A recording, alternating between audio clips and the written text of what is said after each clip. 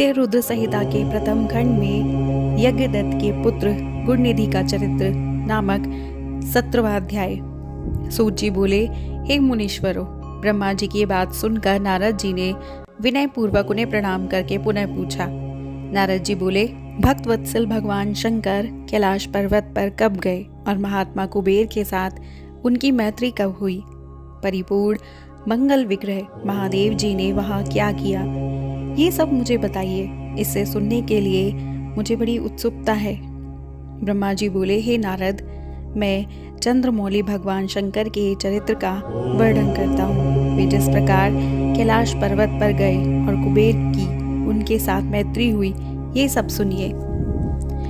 काम्पिल्य नगर से सोमयाग करने वाले कुल में उत्पन्न यज्ञ विद्या विशारद यज्ञदत्त नाम का एक दीक्षित ब्राह्मण था।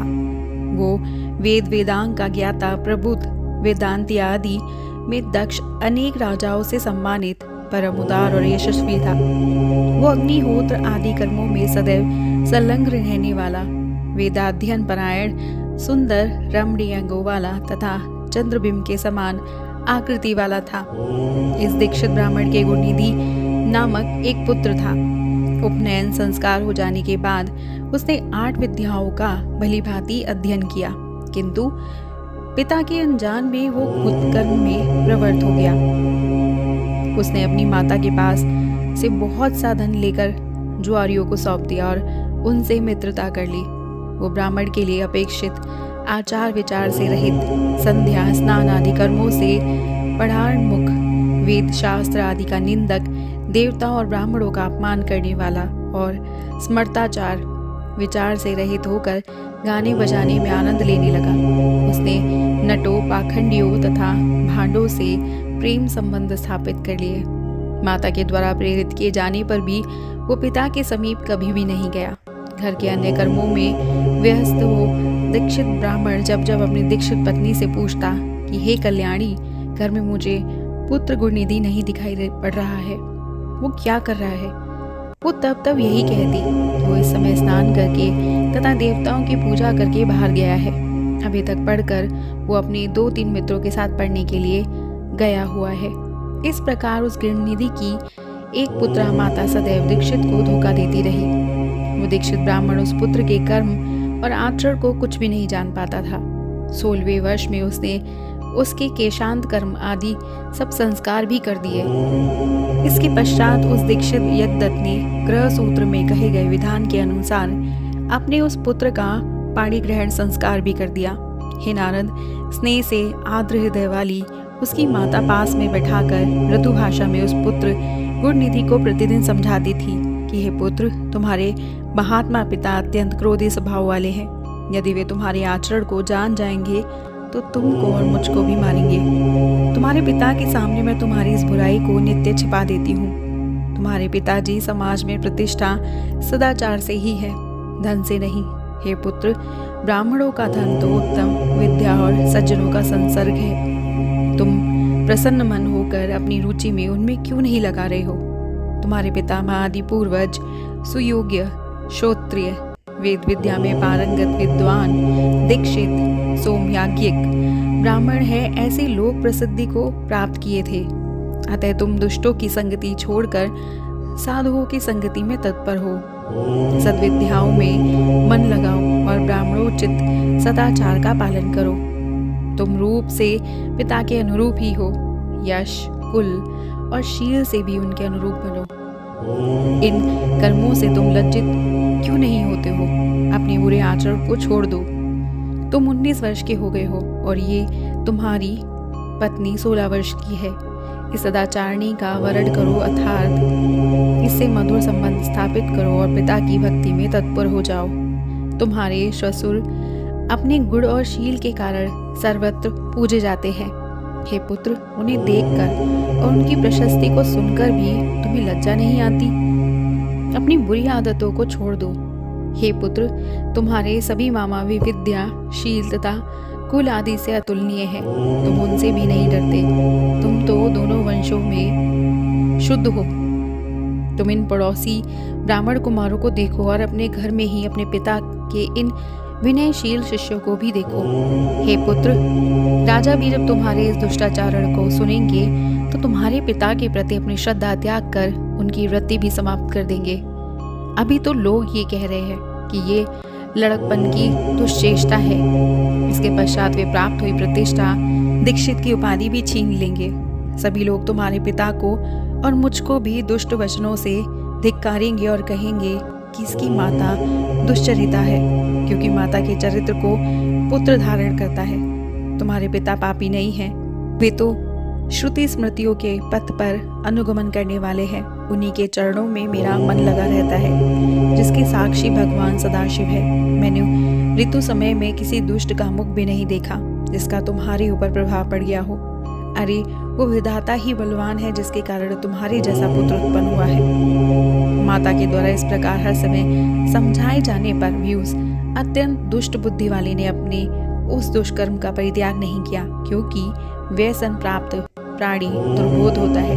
मृग्या, शिकार, मद्य, पशुन्य, चुगली, असत्य भाषण, चोरी, घुत और वैश्यगमन आदि इन व्यसनों से कौन खंडित नहीं हो जाता है। वो दुष्ट जो संदूक, वस्त्र आदि वस्तुओं को घर में देखता, उन वस्तुओं को ले जाकर जुआरियों को सौंप देता। एक बार घर में पिता के हाथ की एक रत्न जड़ित अंगूठी रखी थी, उसे चुराकर उसने किसी जुआरी के हाथ में दे दिया। संयोग से दीक्षित ने किसी जुआरी के हाथ में उस अंगूठी को देख लिया और उससे पूछा कि तुम्हें ये अंगूठी कहाँ से प्राप्त हुई है। उस दीक्षित के द्वारा बार बार कठोरता से पूछे जाने पर जुआरी ने कहा, हे ब्राह्मण, आप जोर जोर से मुझ पर क्यों आक्षेप लगा रहे हैं? क्या मैंने इसे चोरी से प्राप्त किया है? आपके पुत्र ने ही मुद्रा लेकर इसको मुझे दे दिया है। इसके पहले भी मेरे द्वारा जुए में जीत लिए जाने पर उसने अपनी माता की साड़ी भी चुराकर मुझे दे दी थी। उसने मात्र मुझको ही नहीं ये अंगूठी दी है, अपितु अन्य जुआरियों को भी उसने बहुत सा धन दिया है। रत्नों की संदूक, रेशमी वस्त्र, सोने की झारी आदि वस्तुएं, अच्छे अच्छे कांसे और तांबे के पात्र भी उसने दे दिए। जुआरी लोग उसे प्रतिदिन नग्न करके बांधते रहते हैं। इस भूमंडल पर उसके समान कोई दूसरा जुआरी नहीं है। हे विप्र, आज तक आप जुआरियों में अग्रणी और अविनय तथा अनीति में प्रवीण अपने पुत्र को क्यों नहीं जान सके? ऐसा सुनकर लज्जा के भार से उस ब्राह्मण का सिर झुक गया और उसने अपने सर को वस्त्र से ढककर अपने घर चला गया। तदंतर वो श्रौत कर्मपरायण दीक्षित यज्ञदत्त अपनी महान पवित्रता पत्नी से कहने लगा। यज्ञदत्त बोला, हे दीक्षितायनी, धूर्त पुत्र गुणनिधि कहाँ है? कहीं भी बैठा हो उसमें क्या लाभ है? वो मेरी सुंदर सी अंगूठी कहाँ है? तुमने मेरे शरीर में तेल, उपटन आदि लगाने के समय मेरी उंगली से जिसको निकाल लिया था, उस रत्न जड़ित अंगूठी को लाकर शीघ्र ही मुझे दो। इसके इस वचन को सुनकर वो दीक्षितायनी भयभीत हो उठी और बोली, इस समय मैं मध्याह्न काल की स्नान क्रियाओं को संपन्न कर रही हूँ। देव पूजा के लिए अर्पित की जाने वाली सामग्रियों को एकत्रित करने में मैं व्याकुल हूँ। हे अतिथि प्रिय, हे अतिथियों का समय कहीं अतिक्रमण ना कर जाए, इसलिए मैं भोजन बनाने में व्यस्त हूँ। मैंने किसी पात्र में अंगूठी को रख दिया है, अभी याद नहीं आ रहा है। दीक्षित बोला, अरे दुष्ट, पुत्र को उत्पन्न करने वाली, हे सदा सच बोलने वाली, मैंने जब जब तुझसे ये पूछा कि पुत्र कहाँ गया है, तब तब तूने यही कहा, हे नाथ, अभी पढ़कर वो अपने 2-3 मित्रों के साथ पुनः पढ़ने के लिए बाहर चला गया है। हे पत्नी, तुम्हारी वो मजीठी रंग की साड़ियाँ कहाँ है जिनको मैंने तुम्हें दिया था, जो घर में रोज टंगी रहती थी? सच सच बताओ, डरो मत। मड़ी जड़ित वो सोने की झारी भी इस समय नहीं दिखाई दे रही है, और ना ही वो रेशमी त्रिपटी दुपट्टा ही दिखाई दे रहा है जिसको रखने के लिए मैंने तुम्हें दिया था। दक्षिण देश में बनने वाला वो कंसे का पात्र और गौड़ देश में बनने वाली वो तांबे की घंटी कहाँ है? हाथी दांत से बनी हुई वो सुख देने वाली मचिया कहाँ है? पर्वतीय क्षेत्रों में पाई जाने वाली चंद्रकांत मणि के समान अद्भुत हाथ में दीपक लिए हुए श्रृंगार युक्त शाल भंजिका कहाँ है? अधिक कहने से लाभ ही क्या है? हे कुलजे, मैं तुझ पर व्यर्थ ही क्रोध कर रहा हूँ। अब तो मेरा भोजन तभी होगा जब मैं दूसरा विवाह कर लूंगा। कुल को दूषित करने वाले उस दुष्ट के साथ रहते हुए अब मैं भी निसंतान हूँ। उठो और जल लाओ, मैं उसी तिलांजलि देता हूँ। कुल को कलंकित करने वाले कुपुत्र की अपेक्षा मनुष्य का पुत्रहीन होना श्रेष्ठकर है। कुल की भलाई के लिए एक का परित्याग कर देना चाहिए, ये सनातन नियम है। उस दीक्षित ब्राह्मण ने स्नान करके अपनी नित्य क्रिया संपन्न करके उसी दिन किसी श्रोत्रिय ब्राह्मण की कन्या को प्राप्त करके उसके साथ विवाह कर लिया।